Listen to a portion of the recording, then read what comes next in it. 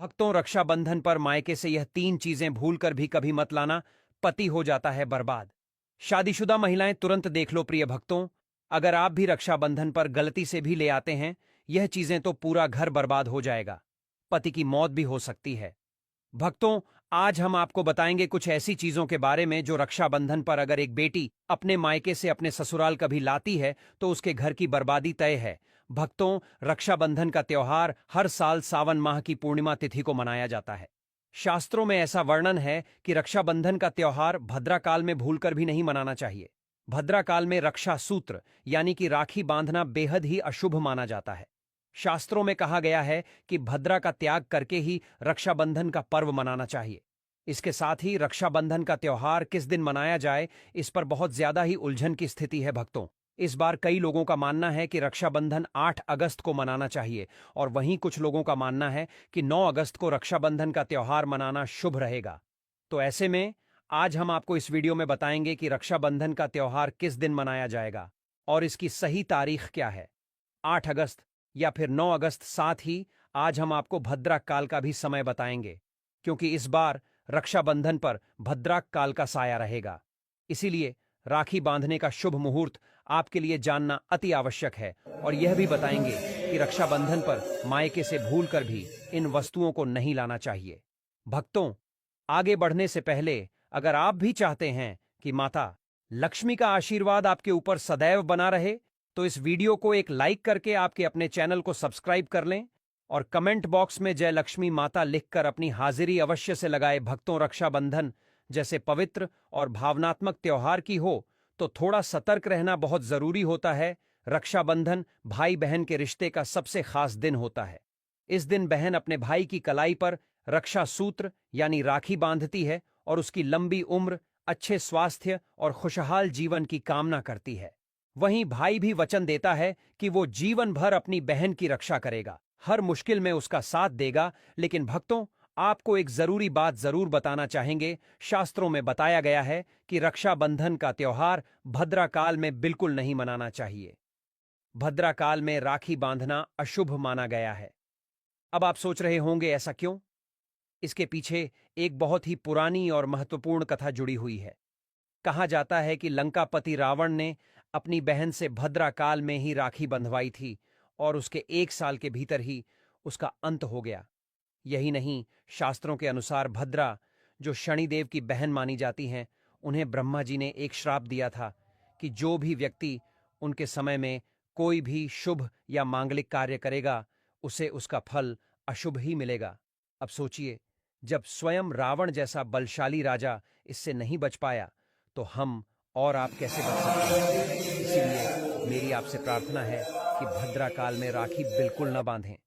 इंतजार कर लीजिए, लेकिन गलत समय पर यह पवित्र बंधन न बांधें। रक्षाबंधन की शुरुआत भी बहुत सारी कहानियों से जुड़ी हुई है। एक कथा के अनुसार जब महाभारत के युद्ध में भगवान श्री कृष्ण को चोट लग गई थी तो द्रौपदी ने अपनी साड़ी का टुकड़ा फाड़कर उनके हाथ में बांध दिया था। उस समय कृष्ण ने वचन दिया था कि जब भी द्रौपदी को जरूरत होगी वो उसकी रक्षा जरूर करेंगे। और फिर वही हुआ भी। चीर हरण के समय श्री कृष्ण ने अपना वचन निभाया। एक और कथा है माता लक्ष्मी की। जब भगवान विष्णु ने राजा बलि को वचन दिया कि वो उसके पास रहेंगे, तब माता लक्ष्मी ने राजा बलि को राखी बांधी और उसे भाई मान लिया। बदले में राजा बलि ने वचन दिया कि वह भगवान विष्णु को मुक्त कर देगा। इस तरह रक्षाबंधन का ये पावन पर्व माता लक्ष्मी से भी जुड़ गया। अब अगर बात करें रक्षाबंधन मनाने के सही तरीके की, तो सुबह जल्दी उठकर स्नान करें और हो सके तो नए और साफ सुथरे कपड़े पहनें। एक बात का ध्यान रखें, इस शुभ दिन पर काले कपड़े बिल्कुल न पहनें। फिर मिलकर भगवान की पूजा करें। पूजा से पहले एक थाली सजाएं जिसमें रोली, चंदन, अक्षत, चावल, राखी, मिठाई और एक शुद्ध घी का दीपक जरूर रखें। ये दीपक आप आटे का बना सकते हैं या मिट्टी या पीतल का भी ले सकते हैं। जब आपकी थाली तैयार हो जाए तब भाई को बैठाकर उसकी आरती करें और फिर राखी बांधें। मिठाई खिलाकर उसका मुंह मीठा करें और उसकी लंबी उम्र की कामना करें। भक्तों, अब जब आपने रक्षाबंधन की सारी तैयारियां कर ली हैं तो आइए जानते हैं इस पावन अवसर को विधिपूर्वक कैसे मनाना चाहिए। सबसे पहले तो आपकी जो पूजा की थाली है, जिसमें आपने रोली, चंदन, अक्षत, राखी, मिठाई और दीपक सजाया है उसे भगवान को समर्पित करें। राखी बांधने से पहले सबसे पहले भगवान को याद करें और उनकी कलाई पर प्रतीकात्मक रूप से पहली राखी चढ़ाएं। यही सही तरीका है, क्योंकि भाई से पहले भगवान को राखी चढ़ाना शुभ माना जाता है। इसके बाद जब आप अपने भाई को राखी बांधने के लिए बैठाएं तो ध्यान रखें कि भाई का मुख पूर्व या उत्तर दिशा की ओर होना चाहिए और बहन स्वयं पश्चिम दिशा की ओर बैठें। रक्षाबंधन पर घर के मंदिर में पूजा पाठ करने के बाद भगवान गणेश को भी राखी अवश्य बांधनी चाहिए। उनके आशीर्वाद के बिना कोई भी शुभ काम पूरा नहीं होता, इसलिए उन्हें जरूर शामिल करें। अब जब भगवान को राखी चढ़ गई, गणेश जी को भी स्मरण कर लिया, तो अब बारी आती है भाई की कलाई की। थाली को ठीक से सजा लें, फिर भाई को बैठाकर सबसे पहले उसके माथे पर रोली, चंदन और अक्षत से तिलक करें। फिर उसके ऊपर थोड़े से फूल छिड़कें। अगर फूल उपलब्ध न हो तो चावल भी चला सकते हैं। फिर दीपक जलाकर भाई की आरती करें। आरती के समय मन में भाई की लंबी उम्र, अच्छे स्वास्थ्य और सफलता की कामना करें।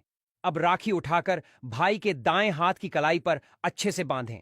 ध्यान रहे कि बांधते वक्त सच्चे दिल से उसके लिए मंगल कामनाएं करें। इसके बाद उसे मिठाई खिलाकर उसका मुंह मीठा कराएं। और फिर भाई की बारी आती है। भाई को चाहिए कि वो बहन से ये वादा करे कि बहन, मैं तुझसे वादा करता हूं कि तेरी हमेशा रक्षा करूंगा। तू जो भी कहेगी तेरी हर बात को पूरा करने की कोशिश करूंगा। अगर माँ बाप नहीं है तो मैं तेरे लिए माँ बाप दोनों की भूमिका निभाऊंगा। तुझे कभी भी अकेला महसूस नहीं होने दूंगा। इस वचन के साथ भाई को अपनी बहन को कोई उपहार या शगुन भी जरूर देना चाहिए। यह उपहार सिर्फ एक चीज नहीं होती, बल्कि उस प्रेम और सम्मान का प्रतीक होता है जो भाई अपनी बहन के लिए दिल में रखता है। अब भक्तों, आइए जानते हैं कि साल 2025 में रक्षाबंधन का त्योहार कब मनाया जाएगा। इस वर्ष रक्षाबंधन शनिवार 9 अगस्त को मनाया जाएगा। पूर्णिमा तिथि शुरू होगी 8 अगस्त को दोपहर 2:12 पर और समाप्त होगी 9 अगस्त को दोपहर 1:24 पर। रक्षाबंधन के अनुष्ठान का शुभ समय 9 अगस्त को शाम 5:47 से लेकर रात तक रहेगा। हालांकि इस दिन भद्रा का साया भी रहेगा। भद्रा का आरंभ होगा सुबह 5:57 पर और यह दोपहर 1:32 तक रहेगा। लेकिन भक्तों, घबराइए मत, क्योंकि इस बार भद्रा का वास पाताल लोक में रहेगा और शास्त्रों के अनुसार यदि भद्रा पाताल या स्वर्ग लोक में होती है तो उसका प्रभाव पृथ्वी पर रहने वाले लोगों पर अशुभ नहीं पड़ता। कई विद्वानों का भी यही मत है कि इस स्थिति में रक्षाबंधन मनाना पूरी तरह से उचित और शुभ होता है, उसे शुभ माना जाता है। लेकिन कई शुभ कार्यों में पाताल की भद्रा को नजरअंदाज नहीं करते हैं। आखिर हम हिंदू हैं तो हर शुभ कार्य का या अशुभ कार्य का पालन तो करना ही पड़ता है। किसी भी शुभ या अशुभ कार्य को नजरअंदाज नहीं कर सकते। और भक्तों, रक्षाबंधन के शाम पंचक भी है। रक्षाबंधन वाले दिन शाम के समय में पंचक लग रहा है। पंचक शाम 7 बजे से शुरू होगा और अगले दिन सुबह 5 बजे तक रहेगा। पंचक को लग रहा है जो राज पंचक होगा। इसको अशुभ नहीं माना जाता है, यह शुभ होता है। उस दिन भाइयों को राखी बांधने के लिए 7 घंटे 48 मिनट तक का समय मिलेगा। भक्तों, इस बात का ध्यान रहे, भद्रा में राखी बांधने से हमेशा घर परिवार का विनाश होता है। इसीलिए भाई को इस समय कभी राखी ना बांधे, ताकि पूरा घर परिवार कंगाल हो सकता है। लंकापति रावण को इसी समय राखी बांधी गई थी, इसीलिए उसके पूरे कुल का विनाश हो गया। इसीलिए समय के अनुसार ही रक्षाबंधन का त्योहार मनाना बहुत ही शुभ और मंगलकारी रहेगा। भक्तों, थोड़ा कठिन जरूर है, लेकिन यह समय आपके भाई और आपके परिवार के लिए शुभ रहने वाला है। भक्तों, कई लोगों के यहां यह परंपरा होती है कि वे लोग सूर्यास्त होने के बाद रक्षाबंधन का त्योहार आदि नहीं मनाते हैं। भक्तों, मुहूर्त पर राखी बांधने से भाई को कई लाख गुना शुभ फलों की प्राप्ति होती है। उसका कभी अमंगल नहीं होता। ऐसी बहन का भाई जहां भी जाएगा, दिन दुगनी रात चौगुनी तरक्की ही पाएगा। ऐसा भाई लाखों करोड़ों में खेलेगा। रुतबा